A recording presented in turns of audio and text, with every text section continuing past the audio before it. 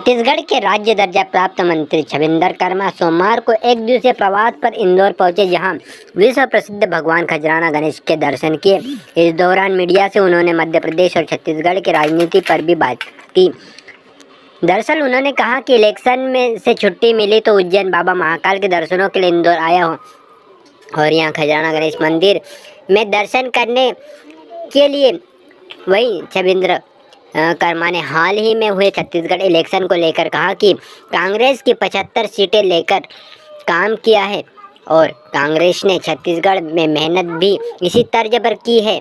साथ ही छत्तीसगढ़ का जनमानस भी कांग्रेस को चाह रहा है। उन्होंने कहा कि 2018 में हमने चुनाव में 36 घोषणा की गई थी, जिसमें से 2-3 बची होगी और इस बार वह पूरी की जाएगी। मंत्री ने कहा कि किसानों और बेरोजगारों को लेकर छत्तीसगढ़ सरकार में काम किया और खास बात है कि हमने छत्तीसगढ़ के आम लोगों तक पहुंचाने का काम किया। उन्होंने कहा कि छत्तीसगढ़ में भी धान बोनस, समर्थन मूल्य, तेंदुपत्ते और बेरोजगार को लेकर योजना चलाई थी, जो हमने इस चुनाव में देखा कि ये चुनाव कांग्रेस वर्सेस बीजेपी नहीं था, यह इस बार का चुनाव जनता वर्सेस बीजेपी का था।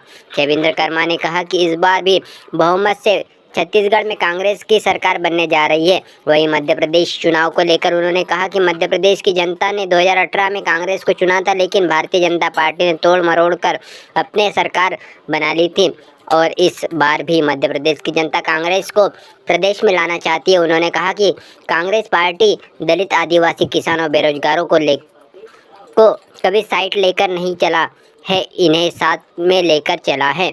इंदौर से कमल किशोर की रिपोर्ट। हाँ, एक्चुअली काफ़ी लंबे समय से मैं उज्जैन आना चाह रहा था। इलेक्शन के चलते आ ही नहीं पा रहा था, तो मैं सोचा चलो इलेक्शन से छुट्टी मिली तो दर्शन भी कर लें।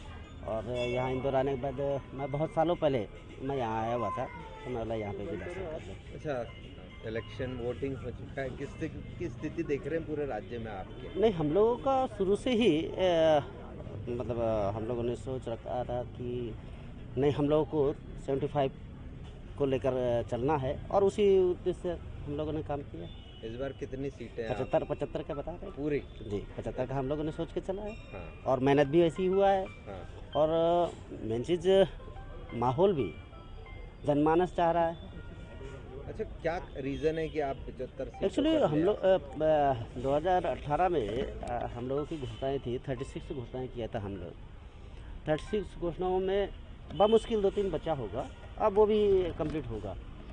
जितना ज़्यादा हो सके हम लोगों ने किसानों को लेकर, बेरोजगारों को लेकर, और सबसे पहला ये था कि लोगों तक पहुंचने का जो काम था वो चीज़ हमने किया है। तो उन मुद्दों को लेकर हम मध्य प्रदेश में जिस तरीके से लाडली बहना योजना एक की फैक्टर का काम कर रही, उस तरह आपके राज्य में कौन सी ऐसी योजना जो आपके सीएम ने चलाई और वो एक की फैक्टर काम करेगी? हमारे यहाँ मेन है धान का बोनस को लेकर, समर्थन मूल्य को लेकर था, तेंदुपत्ता को लेकर था, दूसरा बेरोजगारों को लेकर। जो इस इलेक्शन में हमने देखा कांग्रेस वर्सेस बीजेपी नहीं था, जनता वर्सेस बीजेपी और अदर पार्टी की स्थिति निर्मित हुई थी। जी जी।